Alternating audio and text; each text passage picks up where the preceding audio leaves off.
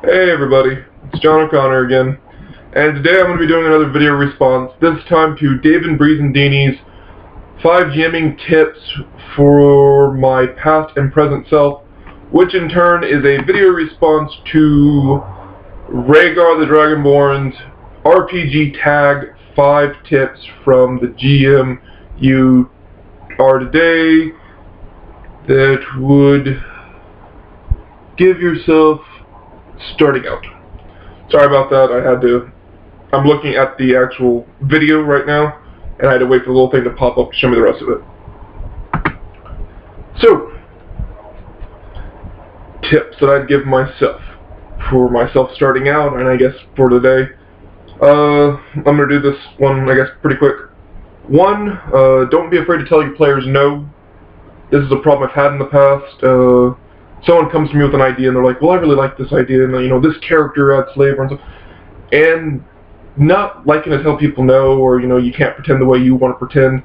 I say, yeah, go for it. And then 3 sessions, I'm like, there's nothing that challenges this guy. He's just wiping the floor with everything, and it gets irritating. When I first started out, I played with a lot of power gamers, and being inexperienced and dealing with power gamers who didn't want to teach me the ropes, they just wanted to break the game and see how long before we had to start over, and it was kind of irritating. Which leads right into my next one, number 2. You're gonna mess up, or rather, I'm gonna mess up if I'm talking to myself in the past and present. When I have the full understanding that I've already failed at something, I don't sweat anything. I just keep going and I keep trying, and I normally succeed, actually. But when I start out with the mindset, you're gonna mess up, well, then all I have to do is go up from there. If I already understand that I've messed up and I can't help it, okay, well, just keep going. But as soon as I think, well, this can't go wrong, or, I can't let this happen, that's when I start really messing up, and, it kind of takes away from everybody's good time, which you don't want to do. Number 3 is go back to the drawing board more often. Now, the reason this one's here is because too many times I like to hold on to old tropes, hold on to old families, hold on to old characters, keep bringing them back, and people just get tired of it. You don't want to become the gimmick GM or DM. You don't want to be known as the guy who's like, well, if you've played one story, you've played them all with this particular individual. So, last 6 months I've really been pushing myself not to use old characters or old family names, always going back and adding more depth and more development. Recently with my campaigns in Lexington, I've moved from one side of the map to the other, so there's just no way that these families can be connected. They could be, but it's just highly unlikely, so it makes it a lot easier and forces me to come up with new ideas, which I actually like to do. Number 4, be clear about your gaming style. Again, me being clear about my gaming style. I like to tell a narrative. I like to paint a picture with words. This is my enjoyment. I don't like power gaming. I don't like getting into pissing contests with people about, I'm stronger, you're stronger, da-da-da-da-da. I don't like LARPing, like I've said before.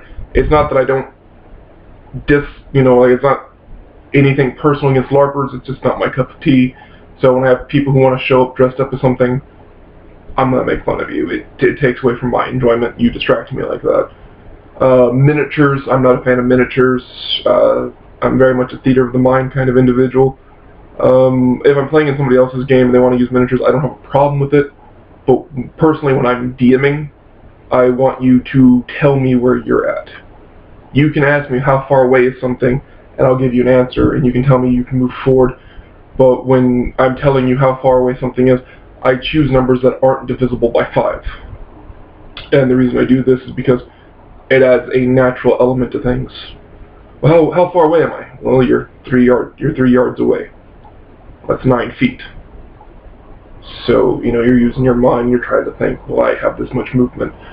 When you think outside the grid, for me, you have slightly better time.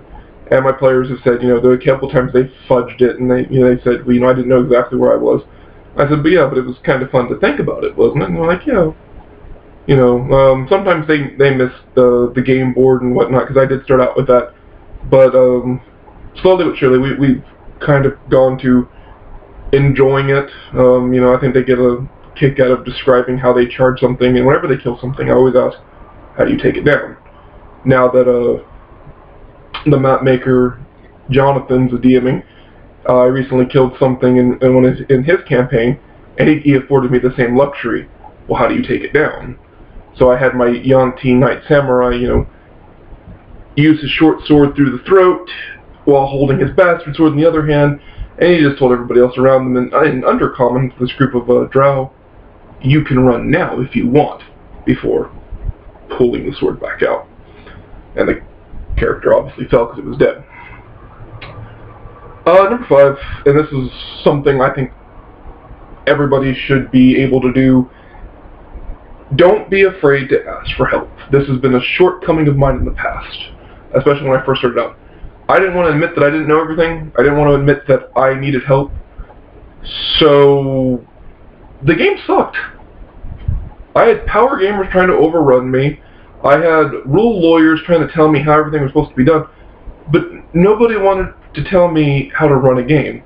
They wanted to tell me everything I was doing wrong, nothing I was doing right, and they didn't want to give me help. It wouldn't actually be until I met the map maker that I actually had someone who's all like, hey man, you don't know what you're doing. You can tell a good story, but that's about it. How about you sit down, let me show you some things. And just getting to sit down and listen to somebody who actually wanted to teach me, not wreck the rules, it really helped me out. And since then, I haven't been afraid to ask for help. If I'm dealing with something I don't understand, I'll go to somebody. Examples of this would be like psionic characters. I'm not completely on the up and up about psionic abilities, but I allow them in my game, so I ask questions. And, if I'm building a psionic character as a villain or something, I'll go to somebody who's much more knowledgeable about the subject, and I'll ask, what can they do, what can't they do, what are the drawbacks? So, those are my 5 things I would tell my past and present self. If you want to see the 2 videos I gave reference to, there will be links in the description. And as always, if you're enjoying what I'm doing, please like, share, and subscribe. Thank you.